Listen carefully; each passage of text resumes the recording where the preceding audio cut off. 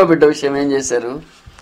ఏమనుకున్నా ఏంది ఇద్దరు కట్టి చెప్పిండు, ఇంకా ఏం చెప్తాడో అనుకున్నా. అది మొదటేమో కామెట్ ఆయన వస్తాడంటే, రెండో ఆయన ఏమో బుడ్డ ఆయన మూడోడికి ఏం చెప్తాడు, ఎందుకు వచ్చిందని.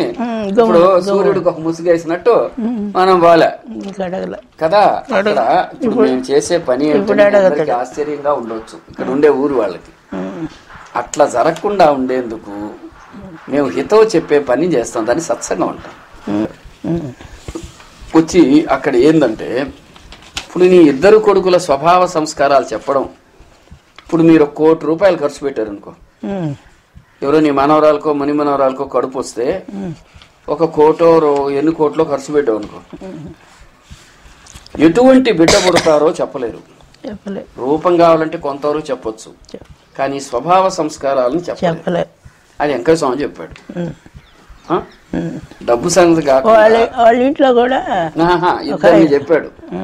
చెప్పినప్పుడు ఖచ్చితంగా మూడో బిడ్డ విషయంలో కడుపున పడక ముందే వెళ్ళి, స్వామి నాకు ఎవ్వరు ఉత్తమ సంతానం, అట్లాంటి బంగారు బిడ్డను మాకు ప్రసాదించు తండ్రి అని ప్రార్థించి ఉంటే ఏమై ఉండేది? మనకు బుద్ధి ఉండదు. ప్రార్థిస్తే అవుతారు. ఒకవేళ అట్ట కాకుండా ఈయనే పుట్టాలనుకో, ఆయనకు భగవంతుడి దయ ఉంటుంది మీరు ప్రార్థన చేస్తే. ఎట్లా? భారతంలో భాగవతంలో మన పరీక్షిత్ మహారాజు పేరు ఉంటారు. పరీక్షిత్తు వాళ్ళ అమ్మ కడుపులో ఉండి వాళ్ళు మాట్లాడుకునే మంచి విషయాలు విన్నాడని చెబుతారు కదా, వింటారు కదా. అతని లోపల స్వభావ సంస్కారాలన్నీ తల్లి గర్భం నుంచి వచ్చాయని చెబుతారు. అట్లా మీరు స్వామిని గన అనుగ్రహాన్ని అడిగి ఉంటే మనకి ఇంకా మేలై ఉండేది. నీకు నాకు ఇప్పుడు మేలై ఉంటదిగా, మన వాళ్ళకి అడగబుద్దేదు. అంతేగాని ఆ సంస్కారం వస్తే మేలు. ఇదే పోతే పొదలకూరు కొంచెం దూరం పోతే ఈనకుర్తి రోడ్లో కారి రామస్వామి అని ఆయన ఉండేవాడు.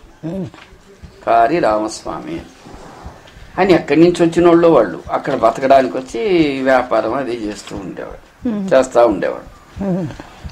అట్లాంటి ఆయన వాళ్ళకి స్వామి ఏం చెప్తే అది జరిగేది, ఏం చెప్తే అది జరిగేది. అతను అదే చేస్తాడు. మనకు కూడా అదే జరిగింది. మనలో చాలా మంది మీ చేయలేంది అతను చేసేవాడు.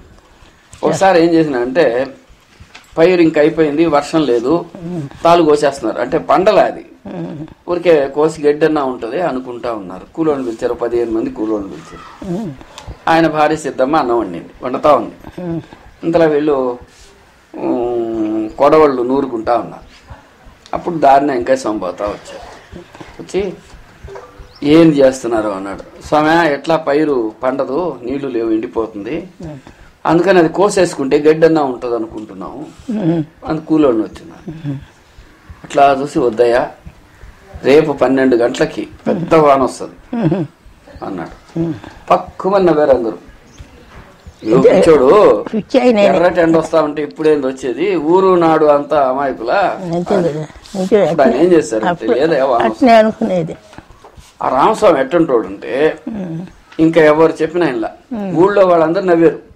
కూలోడు దొరికేది కష్టం, కొట్లకు గడ్డి ఉండదు, ఎందుకు ఆ పిచ్చాని మాటలు వింటావని. కూలోళ్ళు వచ్చి మా సంగతి ఏంటన్నారు. ఏ లేదు, మీరు అన్నం తినేసేయండి, ఇప్పుడు మీ దగ్గర నేను పని ఏం చేయించుకోవాలి, మీకు ఎక్కడైనా పని ఉంటే వెళ్ళండి కదా. పని ఎక్కడైనా ఉంటే నేను కూలీయడం న్యాయం, పని లేదు కాబట్టి కూలీ అన్నం తినిపోండి అన్న. సరే పోలే రామస్వామి అని వాళ్ళు అన్నం తినలేదు. వాళ్ళు వెళ్ళిపోయిన తర్వాత అందరూ రోజంతా నవ్వుకున్నారు. అది రోజు కరెక్ట్ గా 12 గంటలకి కుంభవృష్టి రావడమే కాదు, గెనాల నిండా నీళ్లు వచ్చి పైరు పండిపోయిన దాకా మళ్ళీ నీళ్లు కట్టాల్సిన అవసరం. అది వెంకయ్య స్వామి.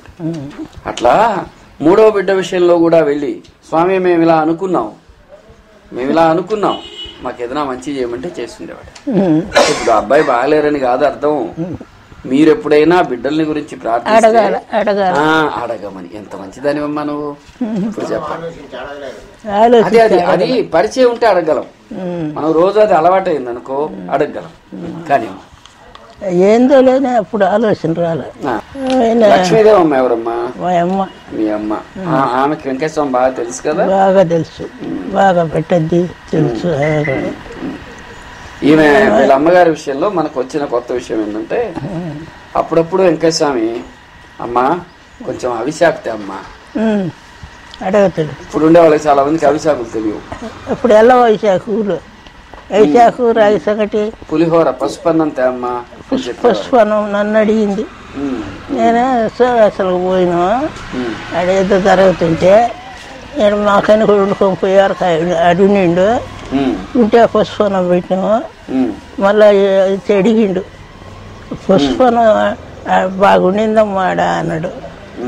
మళ్ళా చేసి పెట్టినా. సరే కదా. అప్పుడు మీరు ఆ తిప్ప మీదకి అన్నం ఎత్తుకుపోయినప్పుడు స్వామితో సమయాన్ని నీ బొక్కలో ఏలు పెడతా, తేలు కుట్టినా పాము కరిసినా నీదే భారం అన్నావా? అన్నా. ఏంది అదే? ఇదేంటంటే గిడ్డి వేసి సాఫలు వేసి తలకాడ గిడ్డి పెట్టి ఆడ పడుకోమన్నాడు చీకటికి. అప్పుడేం కరెంట్ అప్పుడా అంతే కదా. ఆడ పడుకుంటే నేనేం చేసినానంటే ఆ బొక్కలో ఏలు పెడతా, ఆ రాళ్ళలో నుంచి నువ్వు కుడితే నువ్వే జవాబు అన్న. అబ్బో 10 లోకం లేవు పోయినాయేమో ఇక్కడ లేవు, పోయి మునులు మాణిక్యాలు ఉన్నాయేమో ఇక్కడ అని అన్నాడు కదా. నీకేం అర్థమైందా? నాకు అది వచ్చింది సాగు. నేను చెప్తాను, మా అమ్మవు కదా, నువ్వు మా అమ్మవు నా తల్లివి. అక్కడ ఏమైందంటే ఆయన ఎవరైనా ఆయన ఒక ఋషీశ్వరుడు. ఎవరు? వెంకటేశ్వర. ఎదురుగా గుండవేశం కూర్చున్నాడు. ఆయన ఎంతటి ఋషీశ్వరుడు అంటే ఆయన ఒక నిప్పు వంటి వాడు, మండే అగ్నిలో. ఇప్పుడు చూసినా నిప్పు ఉండాలి. తర్వాత ఇప్పుడు సెల్ ఫోన్ టవర్లు ఉన్నాయి కదా, ఇక్కడ సెల్ ఫోన్ టవర్లు ఉంటాయి. ఇలా ఆ సెల్ ఫోన్ టవర్ ఒక దగ్గర ఉంటది, కానీ ఆ సెల్ ఫోన్ సిగ్నల్ ఆ ప్రాంతం అంతా ఉంటది. దగ్గర బలంగా ఉంటది, దూరంగా బలహీనంగా ఉంటది. అట్లాగా వెంకయ్య స్వామి అనే తపస్సు పక్కనే, కేంద్రం పక్కనే ఉండే ఆ వస్తువులు ఏవి కూడా ప్రభావితమై ఉంటాయి, అవి నిన్నేం కొట్టవు అని చెప్పింది ఆయన. వేలు పెడితే కొడతాయనుకోబాకు, అవి 10వ లోకంలో ఉంటాయి లేమ్మా అంటే ఎవరికి హాని చేయవు. మాణిక్యాలు ఉంటాయి ఇక్కడ. మణులు మాణిక్యాలంటే శ్రేష్టమైనటువంటి ధర్మాలు ఉంటాయి. అక్కడ ఉన్నప్పుడు బుద్ధి సరిగా పనిచేస్తుంది, మనస్సు సరిగా పనిచేస్తుంది అని అర్థం. ఇంకా చెప్పండి. కోటారెడ్డి కృష్ణారెడ్డి వాళ్ళ అమ్మ కామాక్షమ్మ గురించి చెప్పండి. ఆమె చచ్చిపోయింది స్వామి. ఆమెను ఒకసారి పాతాళ ఒక మనిషి అమ్మ అన్న అంట కదా అని అడిగితే చదువుతా ఉండిండు అబ్బాయి. చదువుతా ఉంటే అమ్మాయిన అబ్బాయి సంగతి ఏం స్వామి నౌకరు వస్తుంది అని అడిగింది. అడిగితే అమ్మా ఆయన పాతాళలో ఒక మనిషి కదమ్మా అనిండు. ఎవరిని? వాళ్ళ కొడుకుని. పాతాళలోకం మా ఆయన నుండే పాతాళలోకం అన్నాడు. ఏమన్నా చచ్చిపోతే దాచిపెట్టాల్సి వస్తుందేమో అని అటు చెప్పిండు కృష్ణయ్యకి అనిండు. ఆయన అమెరికాకు పోయిండు. అది పాతాళ లోకం అంటే భూమికి అవతల ఉండే లోకం అని స్వామి చెప్పాడు. అమెరికాకి వెళ్ళాడు. చాలా బాగుంది కదా. ఇంకా ఇంకా ఎన్ని చెప్తా ఉంటాడు స్వామి. అన్నం సెలవు అనేది అన్నం లేదు, అన్నం ఊర్లోకి పోయి తెస్తాం వద్దే లేక నేను ఏమొద్దు అన్నం వస్తుంది గంప, మీరు గిడ్డేసి సాఫ్ వేసి వాళ్ళకి తల కింద సిరంత గిడ్డి కట్టలు కట్టి పెట్టు వస్తుంది. పొద్దుకు కిందాక చూస్తూ ఉండరు రాలా. ఇంకా చీకటికి ఎవరు వస్తారంటారా, ఈ పొద్దు స్వామిని నీళ్ళకి తీయాలా అని నవ్వుకుంటారు వాళ్ళు. అవును మేము గంప ఎత్తుకోపోయినాం మనిషిని తీసుకొని. నీ పక్కన ఏంగడిగాడు ఏమయ్యో వాడిని తీసుకొని గంప ఎత్తుకోపోయినా. పోయేవరకు అప్పుడు అందరు నవ్వుతుండ్రు. ఏంది స్వామి అన్నం వస్తుంది మీకు అన్నంతో పని వస్తా ఉంది మీరు పని చేసుకొని ఇట్నే అన్నాడు. అన్నం రాని వచ్చినదని నవ్వుకొని అప్పుడు అందరు తిన్నారు. అందరికి కడుపు ఆకలికి అన్నం పెట్టారన్నమాట. చాలా బాగుంది. తర్వాత అమ్మా ఈ ఊర్లో ఎవరెవరు వెంకయ్య స్వామి దగ్గర పోయేవాడు? ఆయన ఎవరెవరి ఇళ్ళకి వచ్చేవారు? మా ఇంటికి వస్తాడు, ఆ శంకరయ్య ఇంటికి పోతాడు. శంకరయ్య ఇంటి పేరు ఏంది? సల్లావాళ్ళు. సల్లా శంకరయ్య. మా వాళ్ళ ఇంటికి వస్తాడు. మా వాళ్ళు కూడా సల్లావాళ్ళు. మా అమ్మగారు మా వాళ్ళ ఇంటికి వస్తాడు. ప్రసాద్ రెడ్డి ఇంటికి పోతాడు. కోటిరెడ్డి వాళ్ళు. సల్లా యానాది రెడ్డి ఎవరు? మా అన్న. మీ అన్న నాగిరెడ్డి ప్రసాద్ రెడ్డి వెనక రెడ్డి. కృష్ణారెడ్డి అంటే లక్ష్మీదేవమ్మ గారు అంటే మీ అమ్మ. ప్రసాద్ రెడ్డి గారి ఇంటికి పోతాడు. కోటారెడ్డి ఇష్టారెడ్డి ఇంటికి పోతాడు. తర్వాత నాగిరెడ్డి ప్రసాద్ రెడ్డి మీ అందరికి తెలుసు కదా, చూశారు కదా. ఎందుకు తెలియదు? ఆయనకి మధ్యలోనే తెలుసా మీకు? స్వామి ఆయనకి ఏం చెప్పింది మేము వాడికి పోవాలా. మనం ఎట్లా చెప్తాం మనకు తెలియదు. మేము అవి పట్టుకొని తిరుగుతా ఉంటాం కాబట్టి కోడి పిల్లలు దొంగిలిచ్చే గద్దల్లాగా మేము ఎక్కడి నుంచి ఇన్ఫర్మేషన్ సేకరిస్తా ఉంటాం. ఒకసారి ఆయన ఈ ఊరు మునసబు ఉన్నప్పుడు ఒక కాగితం ఒకటి పోయింది. అది రెవెన్యూ డిపార్ట్మెంట్ కి సంబంధించిన కాగితం. అది ఎంత ఎత్తుకున్నా దొరకలే. అది పోతే ఏమవుద్దంటే ఇరసాలు అంటారు, సంవత్సరానికి ఒకసారి అకౌంట్స్ చూస్తారు. ఆ ఇరసాలలో గాని అది గాని పట్టుకుంటే మున్సిపల్ ఉద్యోగాల్లో సస్పెండ్ చేస్తారు, ప్రమాదం అది. ఆ కాగితం ఎక్కడ పోయిందో అతనికి కనిపించలే, లేదు. ఎవరిని అడుగుతాడు, ఎవరిని ఏం పోగొట్టుకుంటే సరే ఏం చేస్తామని చెప్పి వెంకయ్య స్వామి చెప్పుకున్నాడు మనసులో. చెప్పుకోగానే విచిత్రంగా ఆయన పుస్తకాలు పెట్టుకుని ఇక్కడే ఆడాడో బయట కూర్చుని ఉన్నాడు. ఒకసారి ఉన్నట్టు పెద్ద గాలి వచ్చింది. ఈ పుల్లిస్తరాకులు కాగితాలు అన్ని కొట్టుకొని వచ్చి ఒక కాగితం ఆయన పక్కన పడింది. చూస్తే ఆ కాగితం అదే. ఆయన కళ్ళ నీళ్లతో చెప్పాడు అనమాట. అంటే అది లేకపోతే ఆయన సస్పెండ్ అయిపోయేంత ప్రమాదం. అది వచ్చేసింది కాబట్టి పుస్తకంలో కుట్టించే బాగా చూసుకుంటాడు స్వామి, బాగా చూసుకుంటాడు. ఆ ఒళ్ళుగాలినప్పుడు కూడా ఎక్కువ దగ్గరుండి చూసింది ఆయన అంట కదా.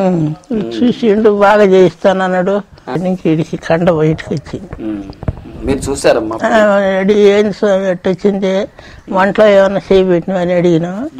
వంటలో పెట్టలేదమ్మా, 5 ఏళ్ళు వచ్చి పోసిపోయినారు, పోసిపోయి. తర్వాత మీరు ఒకసారి ఇంట్లోకి వెళ్ళి ఇస్తరి తీద్దామని పోతే ఏమన్నాడు? అమ్మా పోవద్దు, ఇప్పుడే పోవద్దమ్మా, ఒకరా ఇద్దరా, ఎందరో ఉన్నారులేమ్మా, పోవద్దు కాసేపు ఆపి మళ్ళీ ఆయన అన్ని పెడసలు చేసి పెడతాడు, చుట్టూ పెడతాడు అన్ని. ఆయన అప్పుడు మళ్ళీ ఆయన చిక్కేసిన. దీన్ని ఎట్లా చెప్పుకోవచ్చు, మీకేం అర్థమైంది? ఏ అర్థం కాకూడదు, పోగొట్టుకునేది అర్థమైంది. నేను చెప్తాను. మామూలుగా మనకు కనిపించేది ఈ ప్రపంచం, ఒకరిద్దరుగా ఎంత జనం ఉండాలి, అదే మనకు కనిపించేది ఇదే ప్రపంచం. ఋషులు జ్ఞానులైన వాళ్లకు ఇదే ప్రపంచంలో వివిధ స్థాయిల ప్రపంచం కనిపిస్తుందని ఋషులు చెప్పారు. ఎలా? భూమికి పైన 7 లోకాలున్నాయి, భూమి కంటే లోపల సూక్ష్మ స్థాయిలో ఒక 7 ఉన్నాయి. అవన్నీ రకరకాల స్థాయిలలో జీవులు ఉంటాయి. మానవుడికి అవి కనిపించరు గానీ ఉంటాయి అని చెప్పి మన దేశ పురుషులు చెప్పారు. అట్లా ఆయన ఆ సూక్ష్మ స్థాయిలో ఉండే ఏ దేవతలో ఎవరో ఉన్నది ఆయనకి తెలుసు, మనకు తెలియదు. అందుకని ఒకరా ఇద్దరా చాలా మంది ఉన్నారమ్మా అని మిమ్మల్ని ఆపారు. కొంతసేపు అయిన తర్వాత తీనిచ్చారు. మీ నాన్న కృష్ణారెడ్డి కదా, ఎప్పుడైనా ఆకలిగా ఉండి అమ్మా అని కూటి నీళ్లు పోయమ్మా అని అడిగారా వెంకటస్వామి నిన్ను? నీళ్లు పోయమంటే మంచి నీళ్ళు పోస్తే అన్ని పోగొట్టుకుంటా ఇట్టు పెట్టుకుని తాగుతాడు, అన్ని కింద పోతాయి. ఇంకా మా అమ్మ స్వామి సేవలు చంపితే పాపం వద్ద అనింది. తిండి కింద పోతుందిలేమ్మా అని అన్నం పెట్టద్ది ఎవరికైనా కానీ. అదే ఎక్కడైనా పొరపాటుగా నీ వల్ల ఎవరికైనా అపకారం జీవులకు జరిగితే అది నువ్వు తెడ్డు కింద పాపం అంటే నువ్వు తినేది పక్క వాళ్ళకి పెడితే ఆ పాపం పోద్దమ్మా అని చెప్పారు. అంతే కదా. ఇప్పుడు మీకు చెప్పినట్టే ఒకసారి ఒక ఆమె దూరంగా కట్టెలు కట్టుకుని వస్తా ఉంది. ఈ కట్టెలు పొలాల్లో ఆడ పడి ఉంటాయి, ఎండు చెట్లు, పొలంలో పని చేసుకుని వస్తా కట్టుకొని వస్తా ఉంది. వస్తా ఉంటే అందులో నాగదారి, బొమ్మజముడు ఇవి కూడా ఆయన గుండం వేస్తాడు కదా, అవి కూడా కట్టుకొని వచ్చింది ఆమె. అక్కడ చూడగానే అమ్మో చాలా మందిని తెస్తున్నావే అని నవ్వారు వెంకటేశ్వరం. ఆమెకు అర్థంలే. వచ్చి ఆమె ఏం చేసిందంటే ఆ మోపు తీసి అట్టు వేసింది. వేసేటప్పటికి 100 తేళ్లు బయట వచ్చేది. మంటగబ్బలు తేళ్లు ఉన్నాయి దాంట్లో. వెంటనే ఆ పట్టిన వాళ్ళందరూ చూశారు. అప్పుడు స్వామి వాటిని ఏం చేయాలన్నారు, ఇత్తట దూరంగా వదిలేండి. అవన్నీ పుల్లలతో పట్టుకుని దూరంగా వదిలేశారు. అంటే వీటిని చంపనివ్వలేదు ఆయన. ఆయన ఏమనేవాడంటే ఏ జీవిని అనవసరంగా చంపదు అని చెప్పారు. బాగుంది కదా.